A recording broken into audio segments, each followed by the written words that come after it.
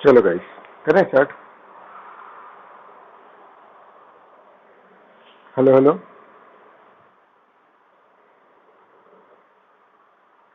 चलो देखो, internal audit है ना। As defined in the scope of the standards on internal audit means an independent management function, है ना, which involves a continuous and critical appraisal of functioning of an entity, है ना।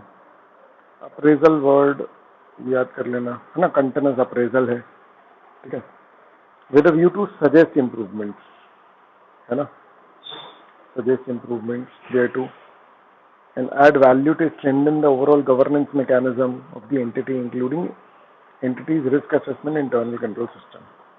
Simple बात है। Internal audit मतलब क्या है? Internal controls की चेकिंग। इंटरनल ऑडिट मतलब इंटरनल कंट्रोल्स की चेकिंग, ठीक है ना बेटा, है ना। इससे होता क्या है? इससे यही सब होता है जो लिखा है, समझ आ रहा है, कि हमारा गवर्नेंस स्ट्रक्चर बेहतर हो जाता है, ठीक है, और बड़े सारे ऑब्जेक्टिव्स हैं वो तो हमने वैसे भी पढ़ ही लिए, ठीक है बेटा। जो इंटरनल कंट्रोल के ऑब्जेक्टिव्स हैं वो तो पूरे होते ही है ना। हेलो हेलो हेलो हेलो,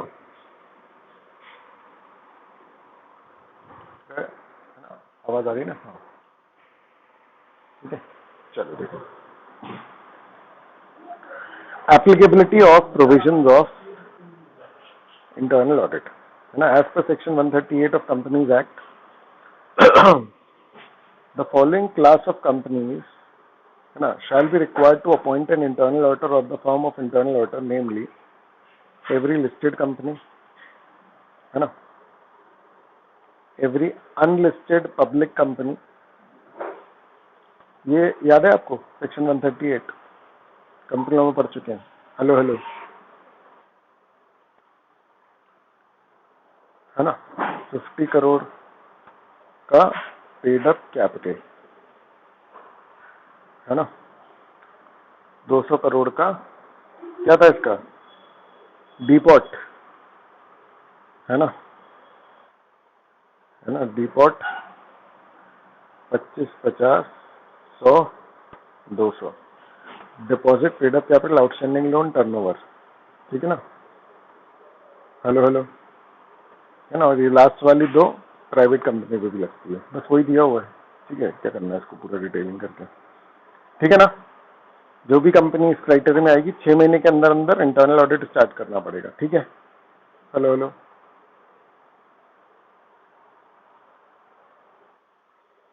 है ना। चलो, किसको अपॉइंट कर सकते हो एज एन इंटरनल ऑडिटर?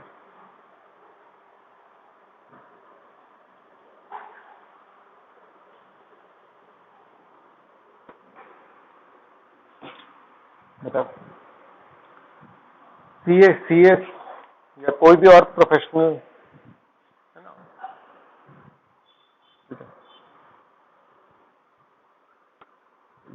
ये बात एक काम की है एमसीक्यू के पॉइंट ऑफ व्यू से,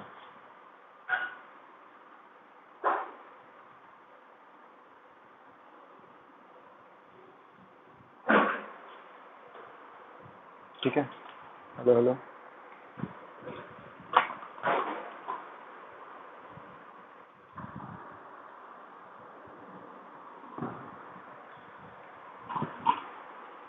ठीक है ना। ये एमसीक्यू के लिए इंपॉर्टेंट है,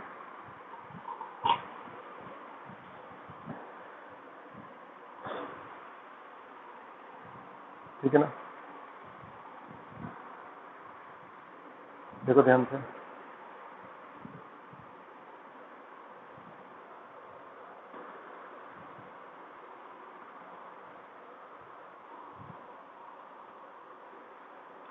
देखो, internal audit function, a function of entity that performs assurance and consulting activities designed to evaluate and improve the effectiveness of the entity's governance, risk management, internal control processes। फिर वही बात बोल रहा है, ठीक है ना।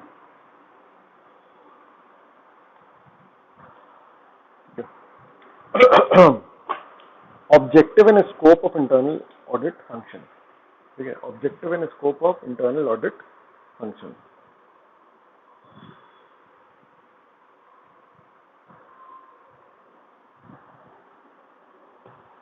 देखो जरा, ऐसे 610 using the work of internal auditor, the objectives of internal audit function very and change widely and depend on the size and structure of the entity and the requirements of management where applicable TCWG। बहुत ध्यान से सुनो क्या बोल रहे हैं। ऐसे 610 के हिसाब से, एक्चुअली ऐसे 610 को ना यहाँ पर इन लोगों को पुट करना नहीं चाहिए था वैसे, समझ रहा है, क्योंकि ऐसे 610 जो है ना, it is for external auditor, है ना।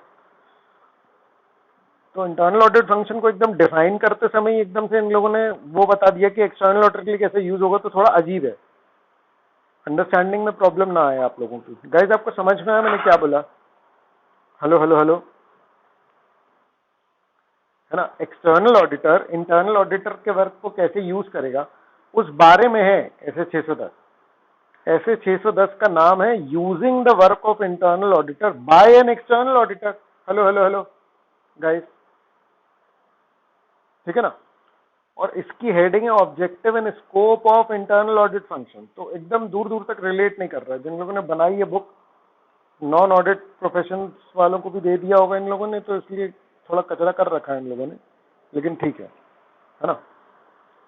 चलो, the objectives and scope of internal audit function typically include assurance and consulting activities designed to evaluate and improve the effectiveness of the entity's governing process, risk management, internal control. ये ठीक है, आ रहा है समझ में, है ना। ये फिजूल है, एकदम अलग ही दिया हुआ है। क्लियर है गाइस?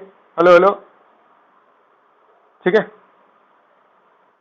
अब देखो, activities relating to governance. Governance क्या होती है?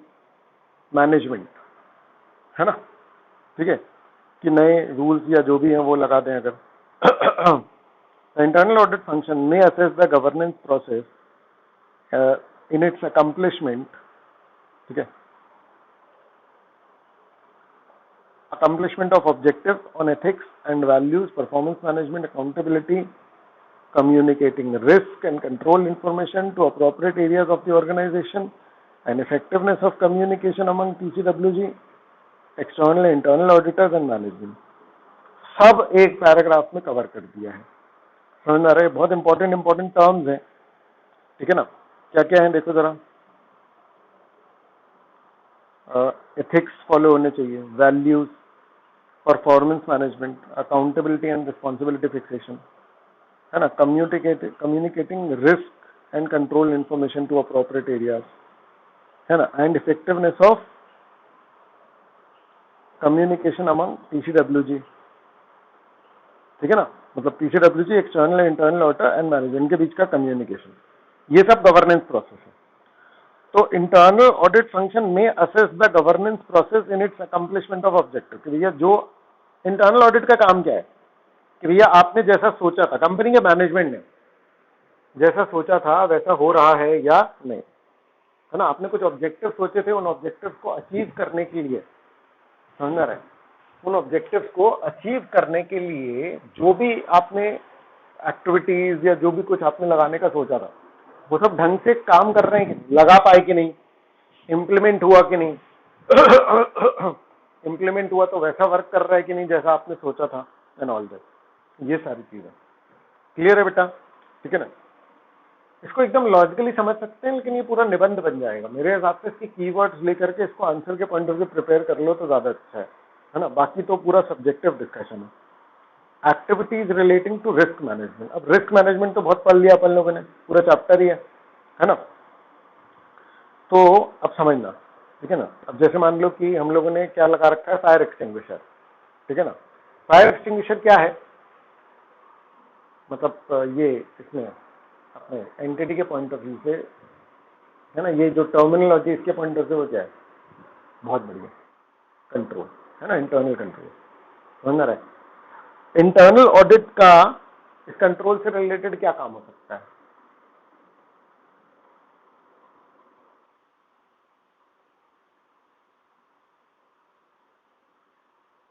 मतलब जाके चेक करेंगे प्रेशर है कि नहीं, एक्सपायर तो नहीं हो गया। समझ आ रही है बात? हेलो। और ये एग्जांपल रिस्क मैनेजमेंट में भी वैलिड है, क्योंकि रिस्क है आग लग जाने का। कौन समझ आ रहा है? ठीक है ना। तो जो फायर एक्सटिंग्विशर है वो उसके रिस्क को मैनेज करने के लिए है। तो इंटरनल ऑडिट ने हेल्प करी आपको रिस्क मैनेजमेंट की एक्टिविटी से related. Hello hello hello, clear हुआ बेटा? है ना? फायर एक्सटिंग्विशर एक कंट्रोल है मतलब, लेकिन रिस्क मैनेजमेंट भी करता है ना वो, कि भैया आग लग गई तो वो बचा लेगा। समझ में आ रही है बात? हेलो? क्योंकि जब हम यहां पर इंटरनल कंट्रोल के टाइम पे रिस्क की बात कर रहे हैं तो ये ऑडिट रिस्क नहीं है बेटा। हेलो हेलो हेलो, है ना? It can be business risk और एनी अदर रिस्क, ऐसा। ठीक है ना? तो इंटरनल ऑडिट फंक्शन रिपोर्ट करेगा कि भैया आपका फायर एक्सटिंग्विशर तो बेकार हो चुके हैं, अभी आग लग गई तो फिर बुझाओगे कैसे? आपको लग रहा है कि कंट्रोल है लेकिन कंट्रोल बचा ही नहीं है मतलब। ठीक है ना? The internal audit function may assess the entity by identifying and evaluating significant exposures to risk and contributing to the improvement of risk management and internal control, including effectiveness of the financial reporting process. ठीक है? The internal audit function may perform procedure to assess the entity in detection of fraud. ठीक है? Detection of fraud में भी help कर सकता है ना? फिर may assess the auditor entity by identifying and evaluating significant exposures to risk and contributing to the improvement of risk management. समझ में आ रहा है? And internal control. ठीक है? तो रिस्क मैनेजमेंट से रिलेटेड एक्टिविटीज जो भी उनको कंट्रीब्यूट करेगा, कौन, हम किसके बारे में पढ़ रहे हैं? इंटरनल ऑडिट फंक्शन के बारे में। ठीक है गाइस? हेलो हेलो, है ना? अब activities relating to internal control. ठीक है? तो एक है गवर्नेंस, एक है रिस्क मैनेजमेंट और एक है activities relating to internal control. तो इंटरनल कंट्रोल ही तो मेन है ना। आ रहा है समझ में? अब इसके 4 पॉइंट्स दिए हैं। तो इंटरनल ऑडिट इंटरनल कंट्रोल के रिगार्डिंग क्या करेगा? चेक करेगा। मेन काम ही तो ये है, evaluation of internal control. Guys समझ में आया कि नहीं? है ना? है ना? Internal audit function may be assigned specific responsibility for reviewing control. क्या बोल रहा है ये तो बोल रहा है कि भैया किया जा सकता, मे लगा रहा है। अरे यही तो काम होता है इंटरनल ऑडिट का, पता नहीं क्या बोल रहा है। ये कह रहा है कि देखो हम ना कंट्रोल के रिव्यू के भी लगा सकते हैं इंटरनल ऑडिट को। अच्छा, किसी और काम के लिए भी लगाते हो? वैसे तो बहुत सारे काम होते हैं लेकिन मेन काम यही होता है, इसमें मे तो नहीं लगा सकते। ठीक है ना? ठीक है, चलो कोई बात नहीं। Evaluating their operation and recommending improvement there. अच्छा, ये जो है ना, ये मेन बात है। बस इसमें मतलब यहां पर internal audit function will be responsible for reviewing control, ऐसा कह सकते हो, है ना? ठीक है ना? ठीक है, चलो। In doing so the internal audit function provides assurance on the control. For example, the internal audit function might plan and perform tests or other procedures to provide assurance to management in TCWG with governance regarding the design, implementation, operating effectiveness of internal control, including those controls that are relevant to the audit. बोलो guys, ठीक है ना? सब लिखने की कोशिश करता है वो एक ही जगह पे, है ना? For example, internal audit function जो है वो प्लान करेगा, परफॉर्म करेगा टेस्ट, कौन से वाले? कंट्रोल टेस्टिंग, है ना? ताकि अश्योरेंस मिल पाए किसको? मैनेजमेंट को, टीसीडब्ल्यू को। किस बारे में? Design, implementation and operating effectiveness of internal control. पता क्या है, इसको बताना है सिर्फ इतना कि इंटरनल ऑडिट फंक्शन क्या करता है। समझ में आ रही है बात? ठीक है ना? ये क्या करता है, कोई भी टॉपिक जो है उसके एक्सप्लेनेशन में मैंने नोटिस किया इंस्टीट्यूट का क्या है, भैया उसने बोला कि अच्छा इंटरनल ऑडिट फंक्शन क्या करता है? बोले इवैल्यूएशन ऑफ इंटरनल कंट्रोल करता है, जो कि इसलिए किया जाता है और वो करता है और उसको करने से क्या हो जाता है, ये सब बताने लग जाता है। समझ में आया गाइस आपको? हेलो हेलो, है ना? तो ये है बीकॉम की राइटिंग। समझ में आ रहा है? ठीक है ना? थोड़ी सी, लेकिन रेलिवेंट, मतलब रिलेट खैर हो ही जाता है कुछ भी, लेकिन ठीक है, रेलिवेंट है ना? चलो फिर क्या है? Examination of financial and operating information. तो इंटरनल कंट्रोल तो देखेंगे, फाइनेंशियल और ऑपरेटिंग इंफॉर्मेशन भी देखेंगे इंटरनल ऑडिट फंक्शन वाले. तो they may be assign to review the means used to identify, recognize, measure, classify, report financial and operating information, and to make specific inquiry into individual items, including detailed testing of transaction balances and procedure. देखो ये काम थोड़ा सा आपको ना substantive के जैसा लगेगा,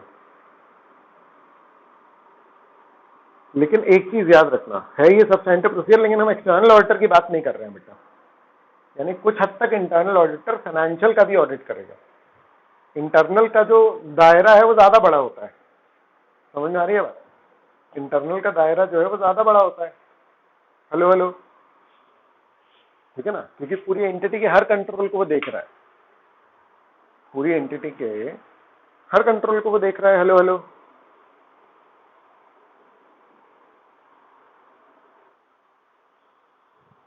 है ना. फिर क्या बोल रहा है, देखो, रिव्यू ऑफ ऑपरेटिंग एक्टिविटीज, है ना. The internal audit function may be assign to review economy, efficiency and effectiveness of operating activities, including non-financial activities of an entity. Simple बात है. एक्चुअली में ना कायदा ये कहता है कि सिर्फ पहला पॉइंट है रिलेवेंट है, और ये सब पहले पॉइंट के एक्सप्लेनेशन है बेटा. समझ में आ रहा है? क्योंकि जब आपने बोल दिया ना इवैल्यूएशन ऑफ इंटरनल कंट्रोल, तो बेटा उसमें फाइनेंशियल कंट्रोल भी आ गए, उसमें ऑपरेटिंग कंट्रोल्स भी आ गए. इनका ये अलग अलग पॉइंट बनाना मतलब एकदम तर्क संगत नहीं है, लेकिन ठीक है. समझ में आ रहा है? ठीक है ना. ठीक है, लॉजिकल नहीं है मतलब, है ना. ठीक है, चलो फिर क्या है, review of compliance with laws and regulation. क्या बोल रहा है देखो, ठीक है, review of compliance with laws and regulation.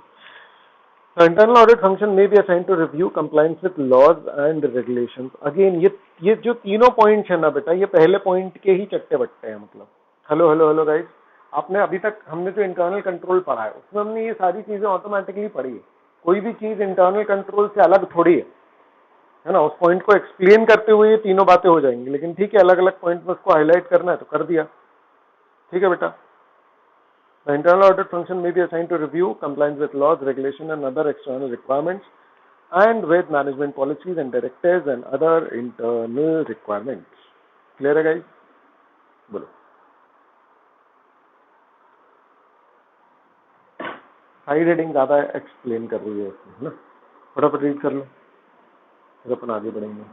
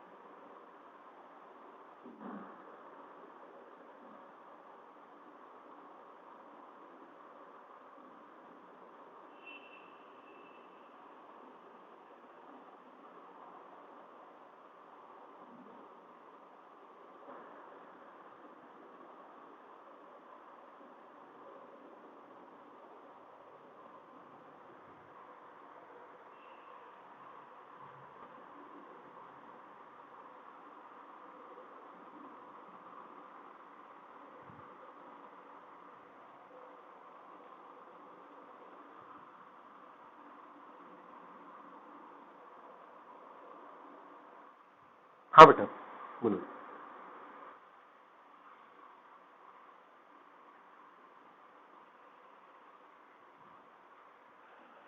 नहीं नहीं, उसको टेक्निकली मत लो. समझ आ रहा है? उसको जनरल लो ना. मतलब एंटिटी को गवर्न करना पड़ता है ना, जो संभालना पड़ता है.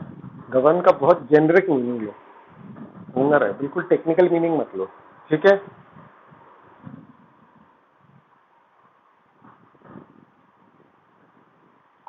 Internal auditor? अरे किस बात कर रहे हो? गवर्नेंस मतलब ऑपरेटिंग अभी तो बात ही इतनी, एक पार्ट फाइनेंशियल, एक पार्ट ऑपरेटिंग की है, एक पार्ट वो भी है, तो गवर्नेंस नहीं नहीं नहीं, बिल्कुल भी नहीं। क्या? बिल्कुल बिल्कुल, क्यों नहीं, क्यों नहीं? ऐसा किसने बोला कि सिर्फ अमाउंट तक सीमित रहेगा? बिल्कुल अमाउंट तक सीमित नहीं रहेगा, वो हर फंक्शन चेक कर सकता है। वो सब्जेक्टिव ऑब्जेक्टिव मतलब फिगर वाला, क्वालिटेटिव बिल्कुल जाएगा, वो बिल्कुल करेगा। ठीक है,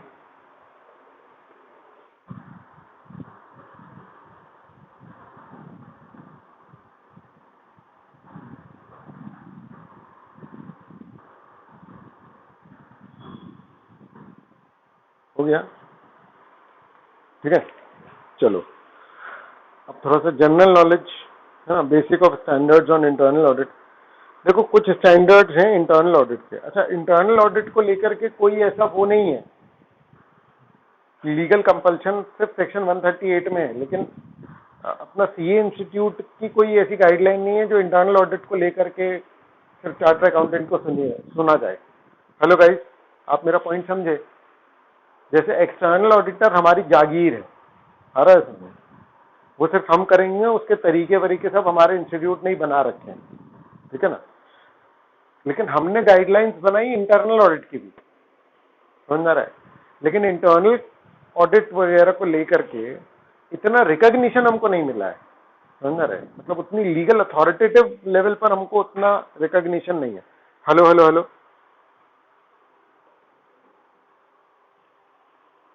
गाइस, तो जैसे हम स्टैंडर्ड ऑन ऑडिट पढ़ते हैं तो वो लीगली रिकॉग्नाइज्ड है, वो आपको फॉलो करने पड़ेंगे, और वो एक्चुअली में गवर्न करते हैं एक्सटर्नल ऑडिट को। हमारे इंस्टीट्यूट ने स्टैंडर्ड ऑन इंटरनल ऑडिट भी बनाए हैं, ठीक है ना। जो हम मेंबर्स पे तो उतना वैसा लग जाएंगे, समझ आ रहा है, और उसकी कोई स्पेसिफिक गाइडलाइंस के अभाव में हमारे लिए वो अच्छा है, लेकिन उसका कोई ऐसा लीगल वो नहीं है कि भैया वो करना ही पड़ेगा या ऐसा कुछ। हेलो हेलो हेलो, ठीक है बेटा।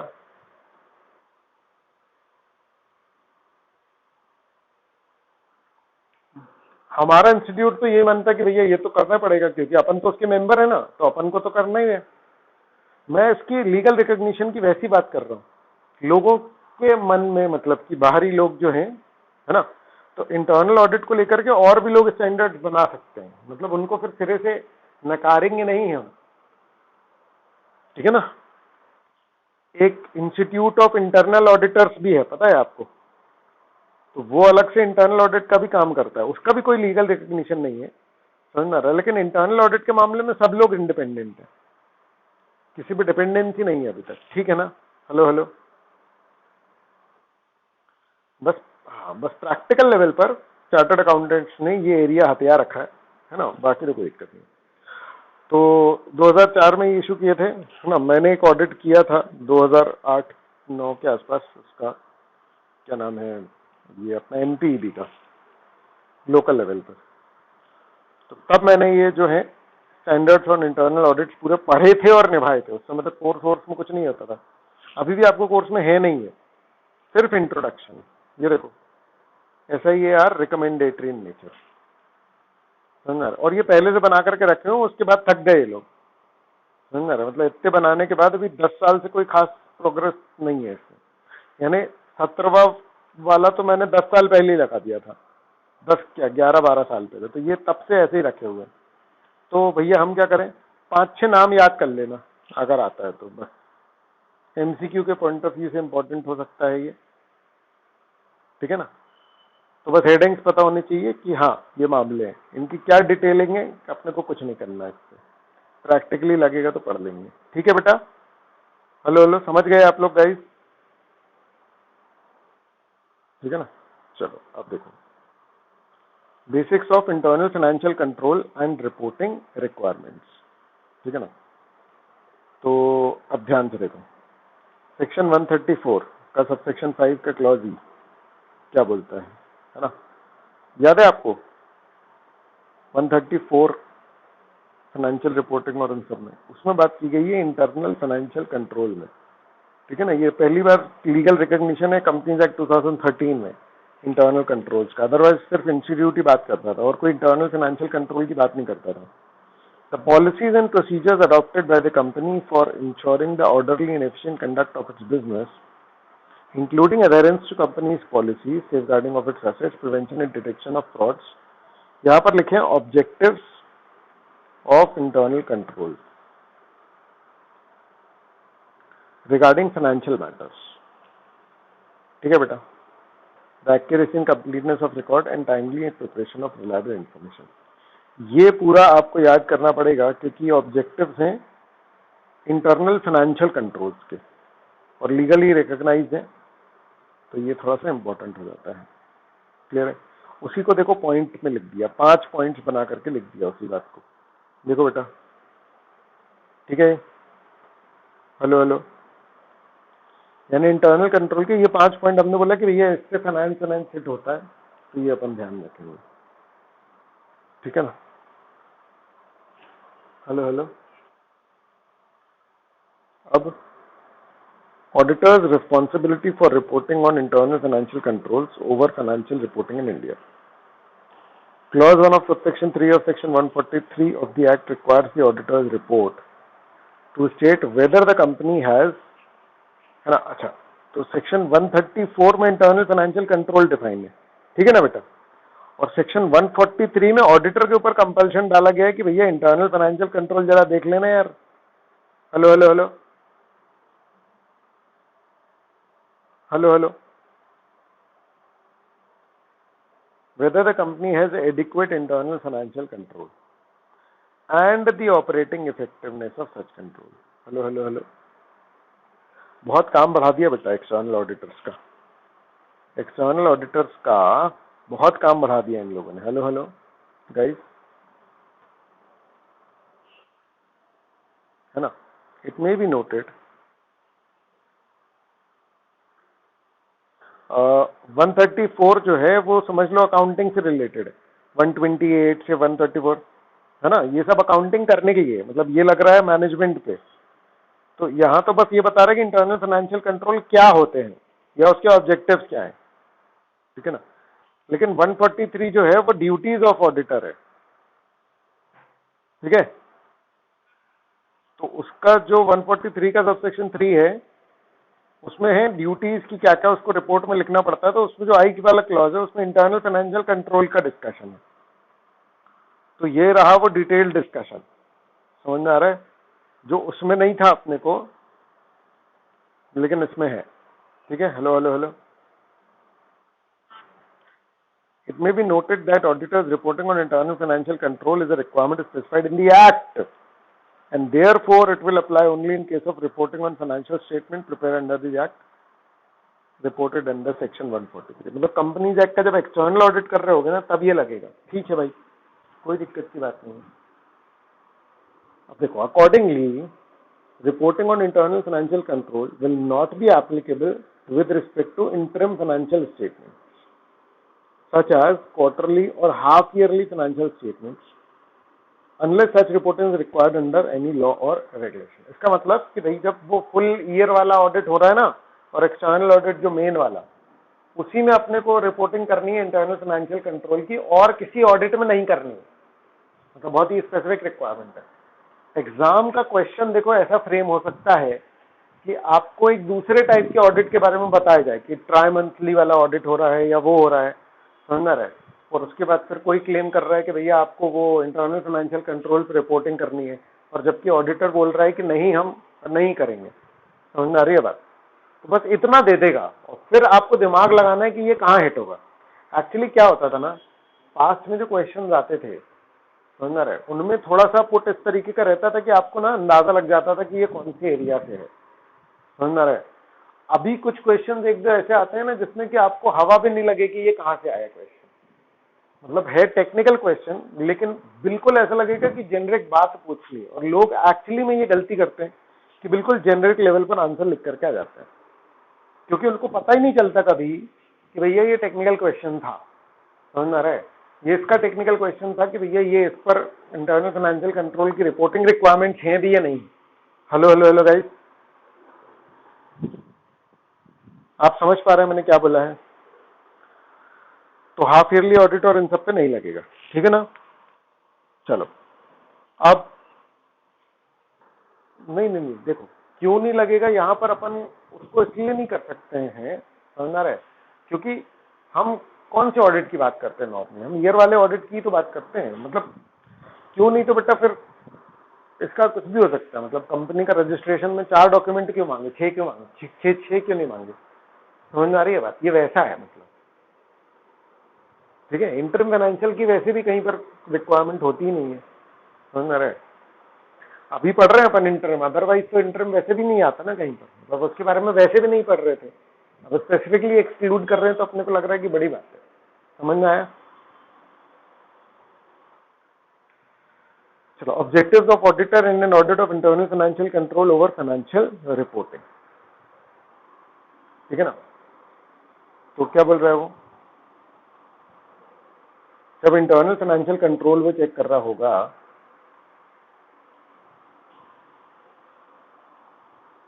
जब इंटरनल फाइनेंशियल कंट्रोल देख रहा होगा, देखो ध्यान से, ठीक है ना?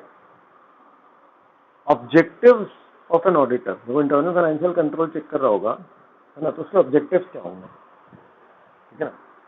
Auditor's objective is to express opinion on the effectiveness of the company's internal financial control over financial reporting. It is carried out along with an audit of financial statement. बहुत बड़ी बात है बेटा, ये बहुत बड़ी बात है। मतलब मुझे इंटरनल फाइनेंशियल कंट्रोल की इफेक्टिवनेस पर ओपिनियन देना है, तो मतलब चेक करना पड़ जाएगा ना पूरा। तुम्हें पता है एक ऑडिट के अंदर पूरा का पूरा ऑडिट ही घुसा दिया गया है ये एक तरीके से। हेलो हेलो हेलो,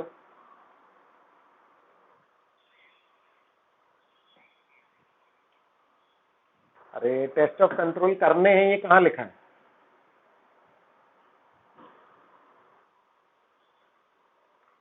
समझ आ रही है बात?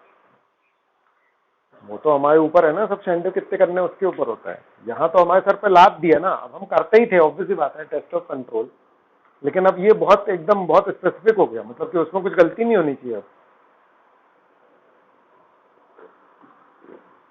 देखो बेटा, पुरानी ऑडिट रिपोर्ट अगर हम पढ़ेंगे ना, तो आपको समझ में आएगा कि ऑडिटर की ऑडिट रिपोर्ट पता कैसी होती है।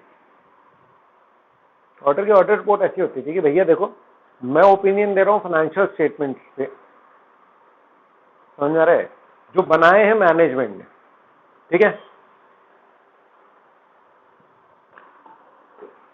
तो उसकी फर्स्ट जिम्मेदारी है जो मैनेजमेंट, ये मैं बता रहा हूं पुराना स्ट्रक्चर क्या था, ठीक है? अब मैंने अपना पूरा प्रोसीजर, ऑडिट प्रोसीजर लगाए हैं, जिसका मैंने प्लान बनाया है based on companies internal control, और वो इंटरनल कंट्रोल की बनाने की और चेक करने की पूरी जिम्मेदारी मैनेजमेंट की है। अब एक बार नोटिस करो, आप जो मैंने बोला उसमें मतलब लूप होल क्या है?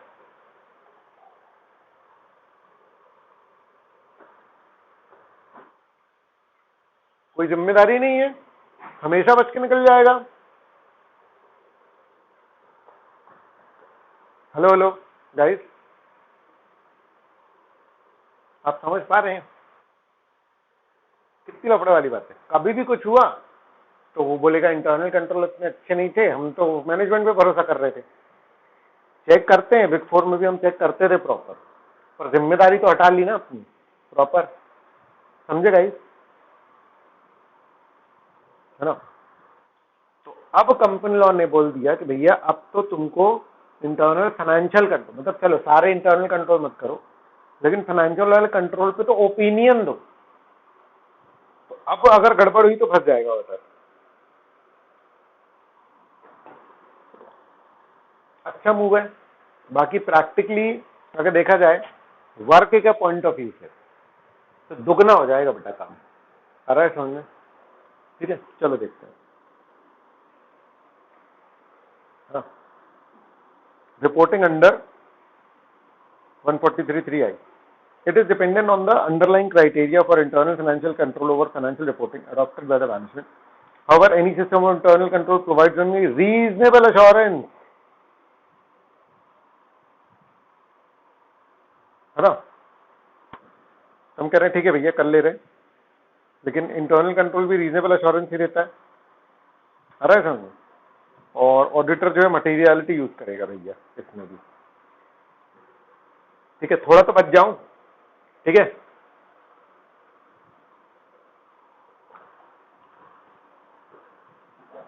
Hello hello hello hello, rules में क्या है? कंपनीज अकाउंट रूल्स में क्या है?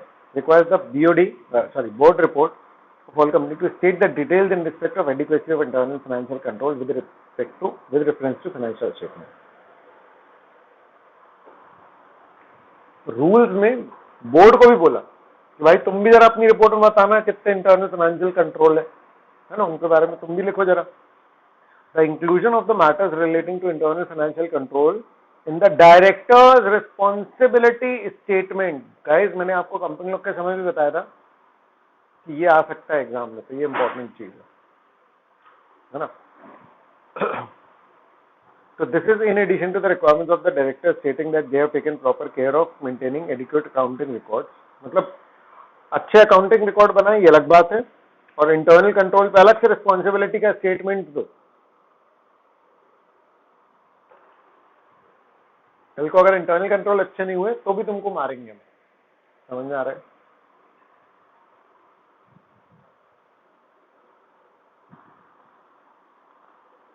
Hello hello hello guys. For safeguarding the assets of the company and for preventing, detecting fraud and other internal other irregularities. ठीक है?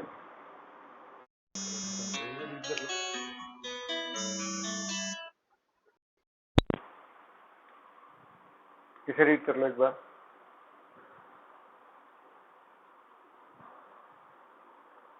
दिया नहीं, लेकिन फिर भी मतलब पता है डिटेलिंग की क्या चेक करते हैं. बच गए हो तुम लोग फिर भी.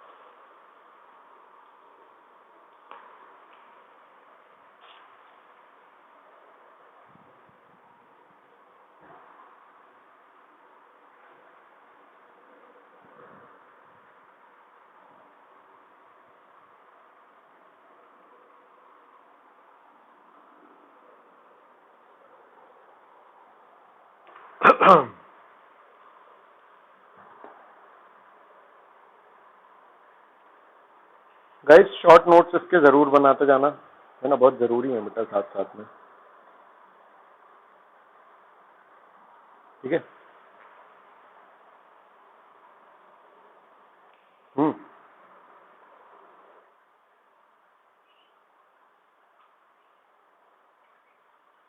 रखा ही है क्यों? इंटरनल फाइनेंशियल कंट्रोल हर कंपनी पे लग रहा है, इंटरनल ऑडिट सिर्फ डीपॉट पे लग रहा है.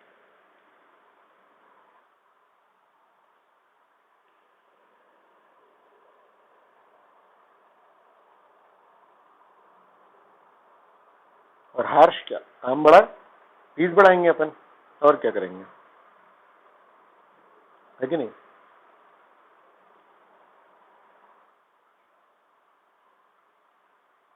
तो क्या फिर फीस भी ज्यादा लेगा ऑडिटर, सब लोगों ने फीस बढ़ा दी होगी,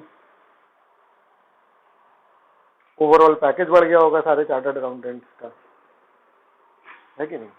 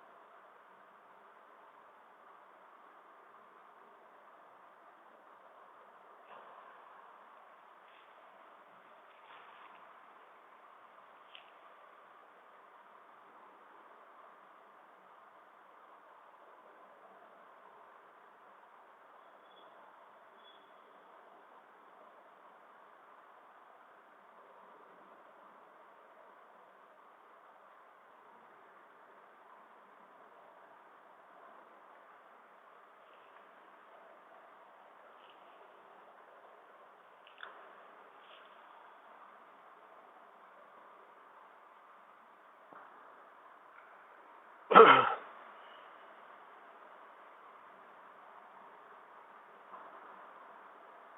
है guys? हेलो हेलो है ना? अब देखो इंटरनल फाइनेंशियल कंट्रोल है ना, और internal control over financial reporting में क्या डिफरेंस बताया हुआ है? तो पता नहीं क्यों बताया हुआ है ये, समझ ना रहा है। ऐसे तो बहुत सारी चीजें हैं, लेकिन ठीक है, ऐसे एक को हाईलाइट किया हुआ है तो अपन भी पढ़ते हैं, चलो ठीक है ना। अब इंटरनल फाइनेंशियल कंट्रोल को फिर डिफाइन कर रहा है, कह रहा है policies procedure adopted by the management, फिर वही orderly efficient conduct of business, adherence to policies, safeguarding of assets, prevention detection of fraud and error, accuracy completeness of accounting records, और timely preparation of reliable financial information। तो ये पांचों चीजें इन लोगों ने बना दी, ठीक है। ऑन दी अदर हैंड, अगर हम सिर्फ internal control over financial reporting की बात करें, ठीक है ना, तो where auditors are required to express opinion on the effectiveness of entities control over financial reporting, such opinion is in addition to and distinct from the opinion expressed by the auditor on financial statement। मतलब specifically बहुत close area की checking है, किस बात की, कि financial reporting करने के लिए क्या क्या कंट्रोल्स लगा रखे एंटिटी ने, उनको चेक करके उन पे ओपिनियन दे दो अलग से। मतलब फाइनेंशियल स्टेटमेंट्स को चेक करना, ओपिनियन देना, ये मेन ऑडिट का काम है। लेकिन ये तो बोल रहा है कि ये एंटिटी जो फाइनेंशियल रिपोर्टिंग करती है उस समय क्या क्या करती है और क्या क्या लोगों को अपॉइंट करती है या क्या क्या कंट्रोल प्रोसीजर लगा रखे हैं वो, ठीक है।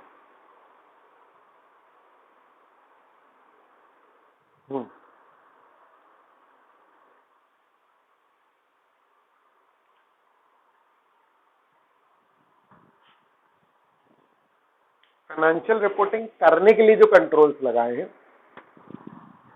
एंटिटी ने, उनकी चेकिंग अलग है। और ये internal financial control technical, internal financial control मतलब जिसके ये 5-6 ऑब्जेक्टिव हैं, ये होते हैं, ठीक है।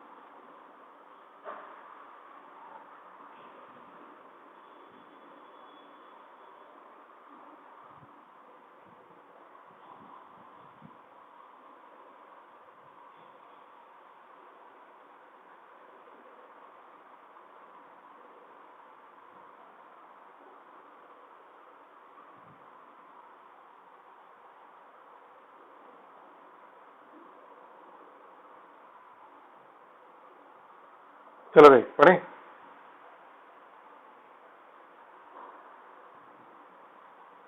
Hello hello.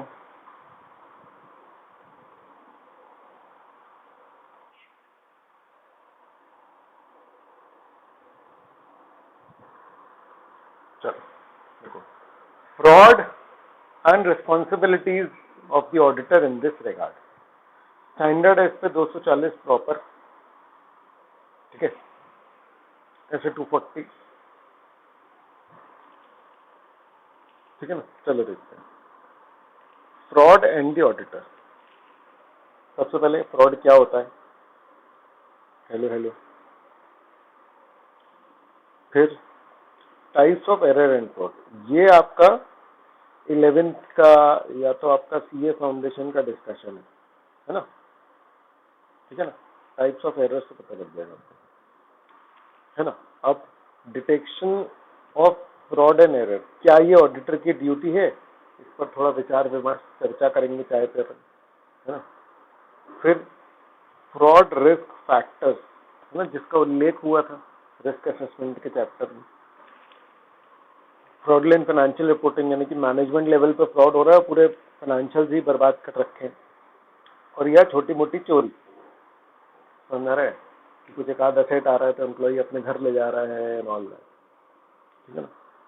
फिर possibility of fraud, accounting records में डिस्क्रिपेंसी से, कॉन्फ्लिक्टिंग एविडेंसेस से, ये मतलब ये है, इससे पता लगेगा उसको प्रॉब्लमैटिक और अनयूजुअल रिलेशनशिप है ना, उससे और अदर।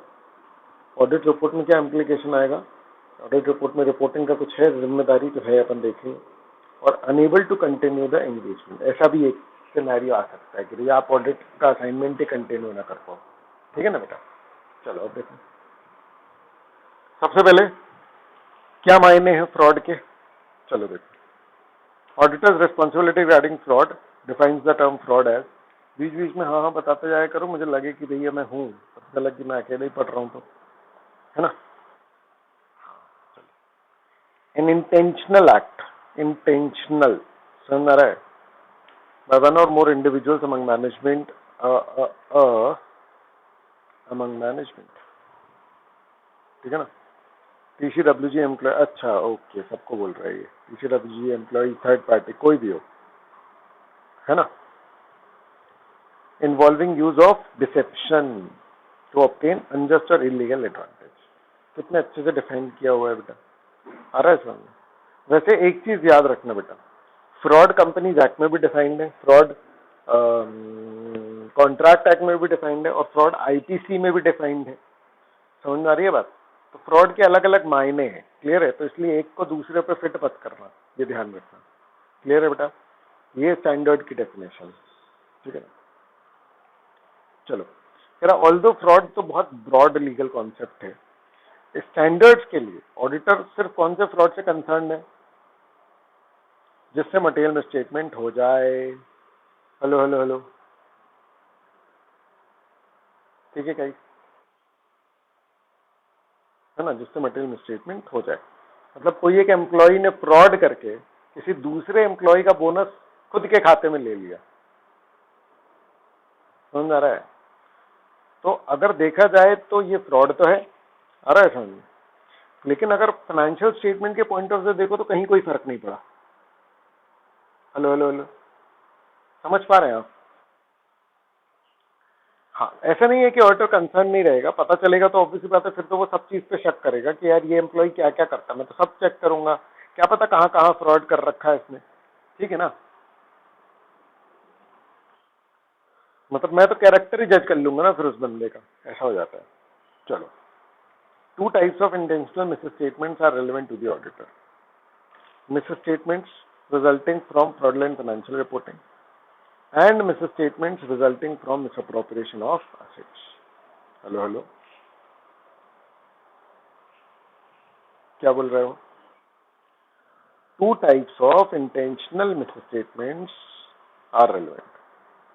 Fraudulent financial reporting, जिसको मैनेजमेंट लेवल फ्रॉड या पूरे फाइनेंशियल स्टेटमेंट का फ्रॉड बोल सकते हो, या फिर मिसअप्रोप्रिएशन ऑफ एसेट। अभी इन दोनों के बारे में थोड़ी थोड़ी चर्चाएं की और काफी विस्तार से ये दोनों कॉन्सेप्ट हमको समझाए जाएंगे, Although the auditor may suspect or in rare cases identify occurrence of fraud, auditor does not make legal determinations of whether fraud has actually occurred. Hello auditor fraud का पता करने नहीं जाता है, ये लिखा हुआ है। ऑडिटर फ्रॉड का पता करने नहीं जाता है। हो सकता है कि उसको सस्पेक्ट करे वो, और हो सकता है उसको मिल भी जाए, लेकिन वो फ्रॉड ढूंढने मेनली नहीं जा रहा है। क्लियर है? हेलो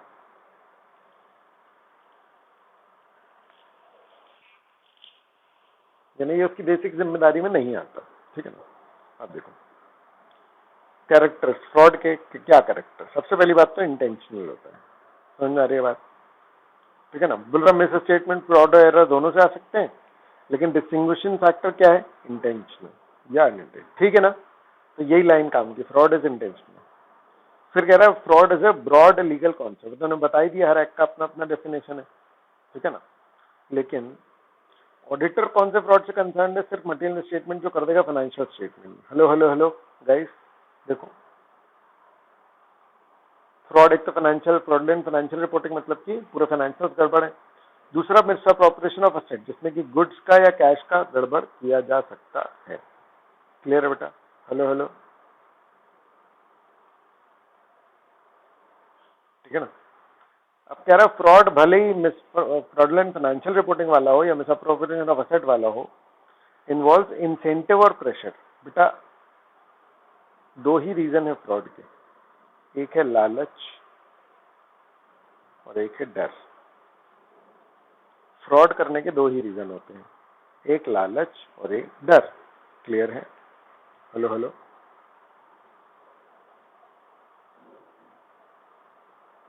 ना? For example, incentive or pressure to commit fraudulent financial reporting may exist when management is under pressure from sources outside inside, जो भी हो, कि भैया उसको अर्निंग टारगेट्स अचीव करने। कॉम्पिटिटिव प्रेशर है, सत्यम कंपनी का इसी कारण से फ्रॉड हुआ था। हेलो है ना? पीयर प्रेशर है ना? तो ये रीजन था डर का, कि डर से क्या किया? फ्रॉड। हेलो, दूसरा रीजन क्या है? अपॉर्चुनिटी। ऐसा लग रहा है कि यार फ्रॉड कर सकते हैं और पकड़े भी नहीं जाएंगे, आ रहा है समझ? For example, because the individual is in A position of trust, और वो क्या कर सकता है? गड़बड़ी कर सकता है। तो वहां पर क्या हो सकता है? Hello misappropriation of assets. किस कारण से? लालच। क्लियर है गाइस? हेलो ठीक है ना? ठीक है ना? अब देखो, individuals may be able to rationalize committing a fraudulent act. Some individual possess an attitude, character, or set of ethical values that allow them knowingly or intentionally to commit dishonest act. However, even otherwise, honest individuals can commit fraud in an environment that imposes sufficient pressure on them. मतलब कुछ लोग तो आदतन चोरी करते हैं, लेकिन कुछ लोग मजबूरी में करते हैं। ऑडिटर इमोशनल तो हो नहीं रहा कि अरे भाई कोई बात नहीं, तुम्हारी माँ बहन बीमार थी और बहन की शादी होनी थी, समझना, इस चक्कर में तुमने चोरी की, लेकिन चोरी है, मतलब समझ में आ रहा है? ठीक है ना? क्लियर है गाइस? हेलो